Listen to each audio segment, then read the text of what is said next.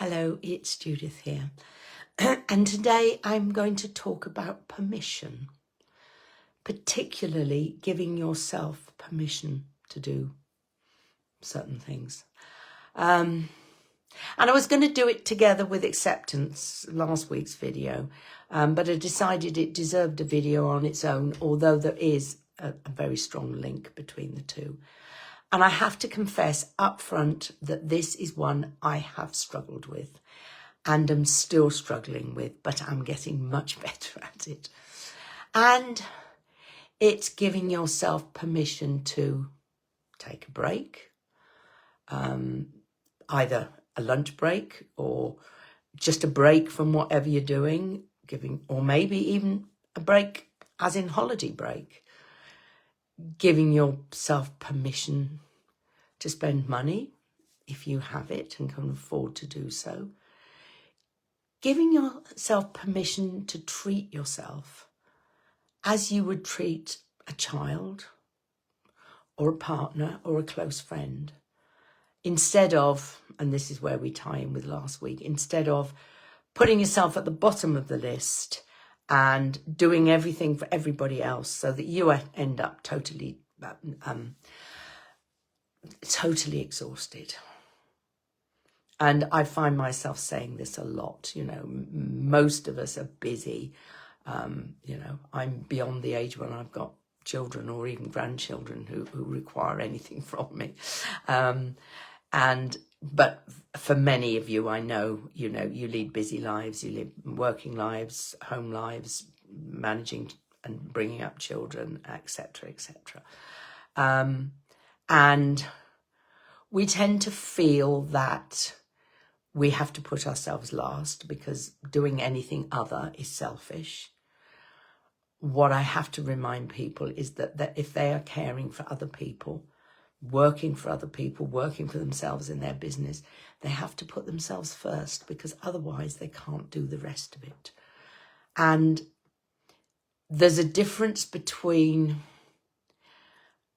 having to stop because you're exhausted and can't do any more and actually giving yourself permission to stop so that you can rest and relax and recover. And I think we do tend to do that to the point where I can remember saying over and over again with friends and family, you stop, you go on holiday and you get a cold or something else. So your body just says, oh, no, goodness, we've stopped now. We've got the time to be ill. And it is when you let go, when you relax, that you get the illness. Now, that's not a good way to be. It's not a good way to live. So what is it you need to give yourself permission to do? I would start with putting yourself at the top of the list because however many people you're caring for, you can't do that job properly unless you're also caring for yourself. So putting yourself at the top is not selfish. It is the best way to do what you want to do, and that's care for those people you want to care for. I would certainly suggest, and this is the one that I struggle with, permission to actually stop. If you run a business, or even for many of us, I can remember when I was employed, there's the to-do list never comes to an end. You never get to the bottom and say, oh, look, I've done everything. Tomorrow I have absolutely nothing to do. I've never experienced that. It's more likely to be the reverse. You add on more each day than you manage to take off. But working endlessly so that you fall into bed, and go to sleep because you're absolutely exhausted and then you drag yourself out of bed the next day is no way to live. And it's no way to do the things you want to do in the way that you want to do them, i.e. properly, whatever that means to you.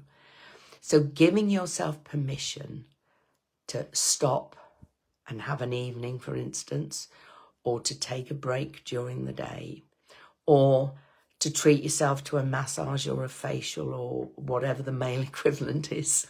Don't want to be sexist about this. Maybe it is a facial or a massage. Just giving yourself permission. I think the easiest way I find to think about it is If you were your own best friend, what would you be advising you to do? And that probably is what you need to do. And the problem is, if we stop because we're exhausted, or if we stop because we really just can't carry on for some other reason, we sit there, assuming you're sitting, I don't know. Yeah, I've just got a vision of being slumped in front of the television because I just can't do anymore. But we feel guilty.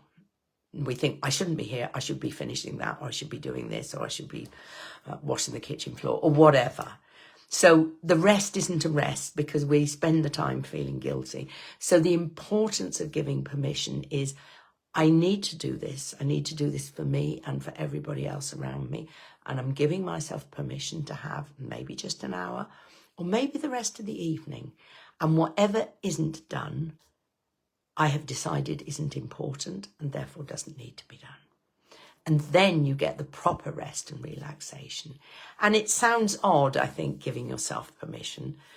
But actually, as I've discovered, it is extremely important. And I still have to, for me, it's still a conscious thing that I have to think about it. No, actually, you do need to stop. This can wait. It's not important for today. It's more important that you take a break rather than, I don't do it so much now, but there were times when I'd work right up to bedtime and then think, why on earth can't I go to sleep? And of course you can't go to sleep because your head's still going, bleh.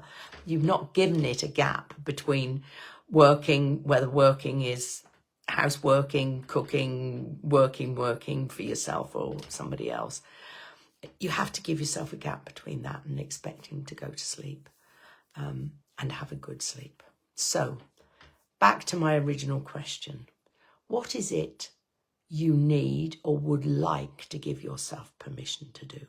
And if this is a very new concept for you, little baby steps, little tiny, tiny baby steps. The one thing I have become good at, hasn't quite worked this week, but I know why, is giving myself permission to actually stop, sit down, take a break and eat some lunch, as opposed to eating it at my desk or eating it at 6 o'clock in the evening. 6 o'clock in the evening is a bit late to be having lunch. And I am better at that. Circumstances this week meant that for a couple of days I haven't, but it's a short week, isn't it? So, and again, I'm accepting that. I'm accepting that that was okay. And almost giving myself permission to break my own rules. This can go on forever and ever and ever, if you like. But just think the thing that would be of most value to you, would give you the best, the most of whatever you need. And start trying. And as I say, it will be conscious to begin with. You'll have to think about doing it. But ultimately, it will become a habit.